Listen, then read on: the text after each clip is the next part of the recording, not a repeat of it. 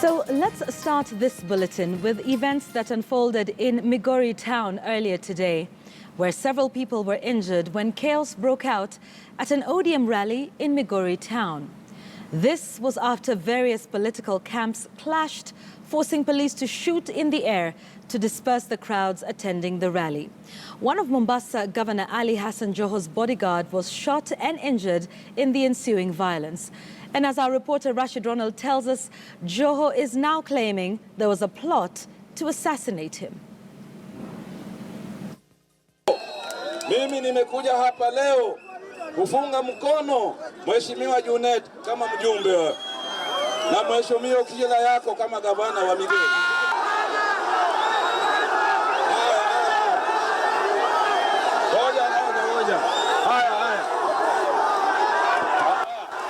The ghost of political violence once again has visited Migori County. This time it was more ugly.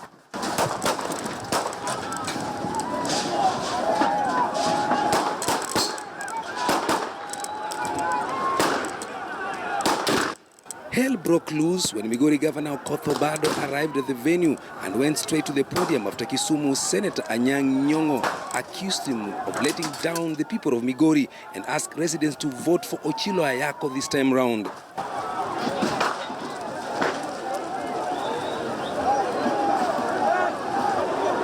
Gunshots rent the air as bodyguards whisked away their respective legislators. Journalists were not left behind either, with my cameraman Nicholas Muru struggling to capture the chaos.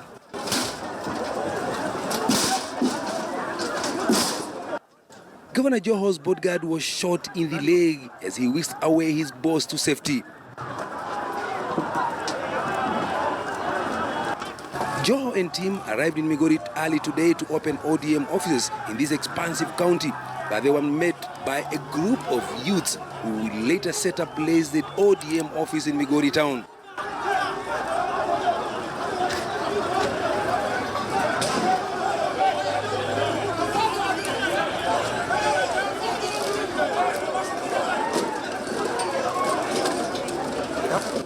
They will later make their way here for the final rally, expecting to drum up support for Junet's re-election as Suna East MP and Ochilo Ayako as Migori governor.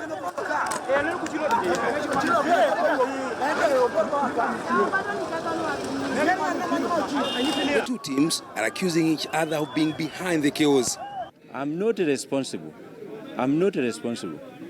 What I'm totally against is the level of provocation that certain individuals are applying on me.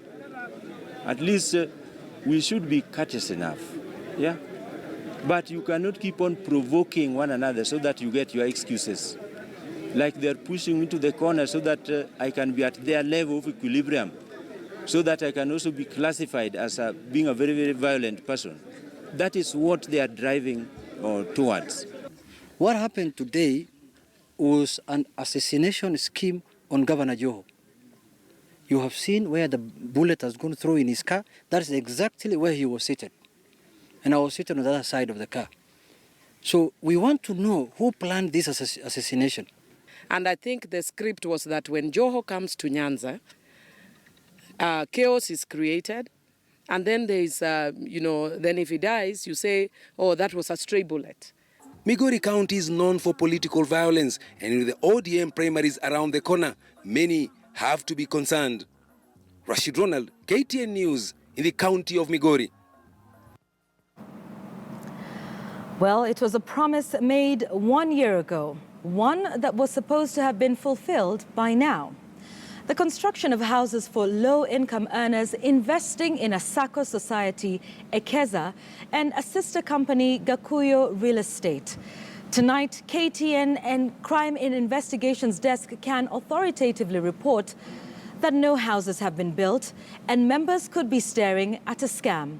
The chairman of the Saco Society, a Bishop David Ngari Gakuyo, says he did not promise to build houses for his members. Members of the Saco Society, on the other hand, have told KTN News they want their hard-earned money back. The man of the cloth even went ahead to threaten KTN crime desk reporter Dennis Onsarigo. Here's a sneak peek of what's coming up later in this bulletin. You register with the 20,000. In 2017, we assure you that on March, we will give you a 3-bedroom house. Hakuna hata shule, hakuna nini. Mahali kwenyewe ni desert kabisa. Watu walikasirika sana. Wakasema kwani sisi tulidanganywa? Si ndio mimi naangaliaga naona iko ukora hapo. Kwa vile mimi hata message sijai ati kujeni mkaone kule mtahamia watu wale walikuwa 0D. Kuna dona mmoja ambaye anaitwa Wilson na ni wa South Africa. Mwenye ambaye alikuwa ndiye tukuje tujenge na yeye. But now he is not responding again and I have to do something. Our members' savings safe with Ekeza. According to my knowledge, no. According to my knowledge and how CC things are, no. That is coming up in just a few short minutes, so please do stay tuned. If you want to make any comments on social media, at Dennis Onsarigo, actually let me get that Twitter handle right, it's at D Onsarigo, at Yvonne Okwara. The hashtag is the lead, or hashtag Vicious Saco, coming up in just a few short minutes. But to other stories first. The Independent and Electoral Boundaries Commission has warned against plans by the opposition to set up a parallel tallying centre during the August 8th elections. The chairman of the commission, Wafula Chebukati, says such a move could spark violence if allowed. Speaking after a meeting with religious leaders at the Jumuiya Center in Limuru, Chebukati assured political players that all party agents will be given signed result slips for verification and transparency. We shall work with the other state agencies as to, it's about law and order. Now, if somebody announces results which are not correct, it's a recipe for chaos. And we, as a country, we are preaching peace here. That's why we are here. And we don't want a situation where chaos are created by an individual. And therefore, I believe the law will take its course if that happens. Politicians are stakeholders who are legitimate, competing in these elections. In law, nobody can be a judge in their own case. The commissioners have never run another election.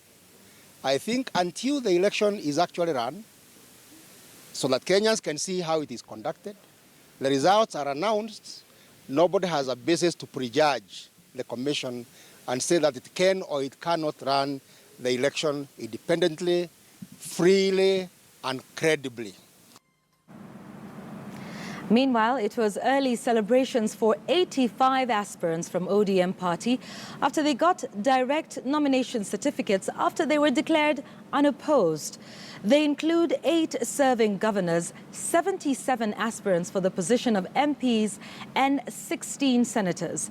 The other aspirants will have to battle it out for the ticket during party primaries expected to kick off this Friday. Our senior political affairs reporter Chris Thairu was at the Bomas of Kenya and filed the following report. ODM party leader Raila Odinga was at the Bomas of Kenya to oversee the official handing over ceremony of direct nomination certificates by the party's National Elections Board to over 800 aspirants for the various elective seats. Among the biggest beneficiary was Homa Bay women representative Gladys Wanga, who has been a staunch supporter of ODM and a critic of the Jubilee administration. Given that ODM party enjoys overwhelming support in Luo Nyanza, she can be rest assured of making a comeback as a woman representative. She's the only aspirant from Luo Nyanza who received a direct nomination. The chicken are coming home to roost for Jubilee. Kenyans are looking up to us to save them from this incompetence and corruption. We cannot afford to let them down. Tuko tayari kutembea Kenya nzima kuhakikisha ya kwamba 8th of August uko ndani ya State House na umebeba ile Biblia ya kusema mimi Raila Amolo Odinga. Other beneficiaries of direct nomination certificates are 8 serving governors, including Mombasa Governor Ali Hassan Joho, his Nairobi counterpart Evans Kidero, Kakamega Governor Wycliffe Oparanya, Turkana Governor Josephat Nanok, Kisi's James Ongwae, Kilifi Governor Emerson Kingi, Kajiado Governor David Nkandenye, and his Wajir counterpart Ahmed Abdullahi. Mkusanyiko wa NASA. Let us make that decision now. And to me, I believe the only leader who has a cross-section of support across the country is none other than Raila Amolo Odinga. We are not in the opposition. We are the government in waiting. We want to give a very loud warning to all those civil servants who are being misused now to engage in politics. You know Jubilee is going home, and you will have to go home with Jubilee. The 2 serving senators to be handed over direct nomination tickets were Busia Senator Amos Wako and his Kilifi counterpart Stewart Mazayo, as well as 9 serving members of parliament. Given the chaotic scenarios that have been witnessed during the party primaries in 2007 and 2013, party leader Raila Odinga cautioned party supporters and aspirants from engaging in violence during the party primaries slated for Friday. We must conduct ourselves with decorum, maturity, and honesty in nominations. Get done with it and focus squarely on sending Jubilee home in August for the sake of Kenya. The function also created a better opportunity for the opposition leaders to critique the Jubilee administration, as well as insist that as NASA, they will set up a parallel tallying center. Political parties have until the 26th of this month to conduct their primaries. For those who are not lucky not to be opposed for the ODM party ticket, then they have no choice but to wait for the party primaries, which kicks off this Friday, before they are assured that their names will be finally on the ballot paper come the 8th of August. Chris Dairu, KTN News at the Bomas of Kenya. All right, so just what role do school-going children play in political rallies? Should they even be there? Well, child rights activists want the Education Ministry and Teachers Service Commission to rein in on officers defying Cabinet Secretary Fred Matiang'i's directive warning against use of children taking part in activities during political functions. Mashirima Kapombe now reports on an incident in Kilome constituency on Sunday where the children added color and numbers to a political rally. Pupils of Landu Primary School in Kilome constituency welcomed local leaders to a political function on Sunday.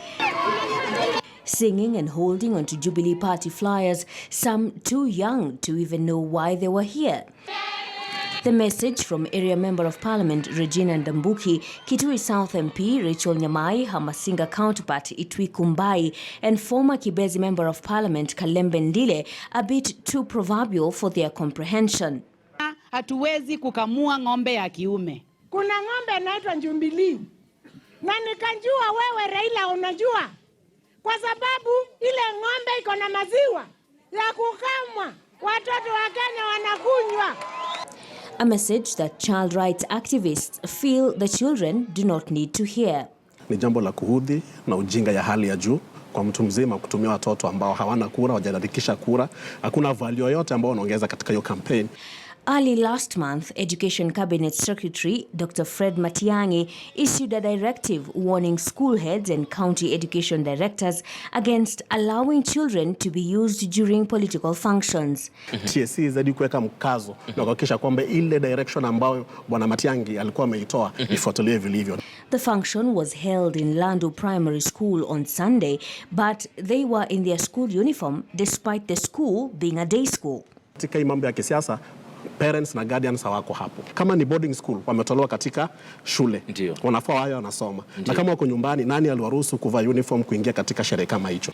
In October last year, a section of politicians rubbed the Education Ministry the wrong way when they sponsored mock exams in their respective counties. Dr. Matiang'i dissolved the Education Board in Siaya County as one among measures he took against education officers involving children in political campaigns. teens. What now remains to be seen is whether action will be taken against those involved in giving this kind of extracurricular activities to pupils on a weekend. Mashirima Kapombe, KTN News. All right, so an interesting one there about children possibly being taken advantage of.